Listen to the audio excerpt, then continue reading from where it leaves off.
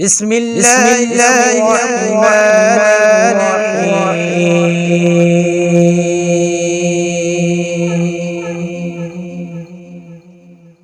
والعصر إن الإنسان لفي خسر إلا الذين آمنوا وعملوا الصالحات وتواصوا بالحق وتواصوا بالصبر صدق الله العظيم.